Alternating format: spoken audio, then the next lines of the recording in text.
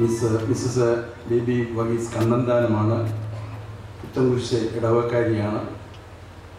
പ്രത്യേകമായിട്ട് ഈ മഹതിയെ ക്ഷണിക്കുവാൻ കാരണം കൺസ്ട്രക്ഷൻ നടന്നുകൊണ്ടിരുന്ന സമയത്ത് ഷോർട്ടേജ് ഫണ്ട് വന്നു കഴിഞ്ഞപ്പോഴേക്കും ഏരിയാവിനെ പോറ്റിയ കാക്കയെ പോലെ കണ്ണേത്ര സജീവിയായിട്ട് മനസ്സിലായി നല്ലൊരു തുക തരുവാനായിട്ട് ഈ മഹതി മുന്നോട്ട് വന്നിട്ടുണ്ട്. ചെന്ന് പോയി കാണുവാനായിട്ട് പറഞ്ഞു. ഇവിടെ ഭർത്താവ് ഡയാലിസിന് വിധേയപ്പെട്ട് ഈ ലോകവാസം വിടിഞ്ഞപ്പോൾ അതിൻ്റേതായിട്ടുള്ളതായ ഒരു സന്തോഷം ദൈവസ്ഥാനം സമർപ്പിക്കുവാനായിട്ട് അവരുടെ ജീവിതാംശത്തിൻ്റെ ഒരു ഭാഗമെടുത്ത് ഇവിടെ ഏൽപ്പിക്കുകയാണ് ചെയ്തത്.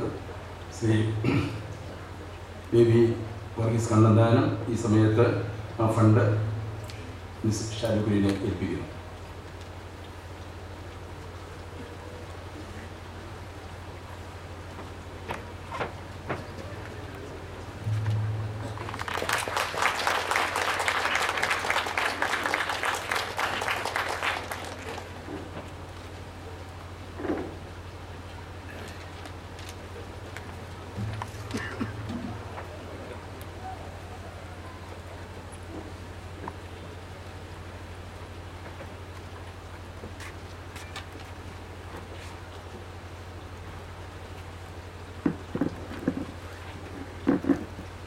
അഭിമന്യ പിതാക്കന്മാർ, ബഹുമാനപ്പെട്ട വൈദിക ശ്രേഷ്ഠരെ, ബഹുമാനപ്പെട്ട സിസ്റ്റേഴ്സ്, വേദിയിലും സദസ്സിലും ഇരിക്കുന്ന ബഹുമാന്യരെ, എല്ലാവർക്കും എൻ്റെ വിനീതമായ നമസ്കാരം.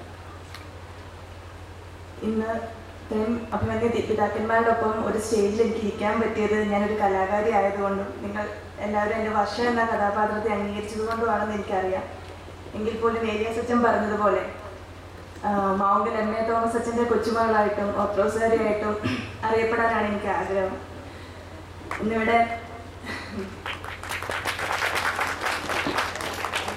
ഇത്രയും അനുഗ്രഹപ്രദമായ ഒരു ചടങ്ങിൽ പങ്കെടുക്കാൻ പറ്റിയത് വലിയൊരു ഭാഗ്യമായിട്ട് തന്നെയാണ് ഞാൻ കരുതുന്നത്.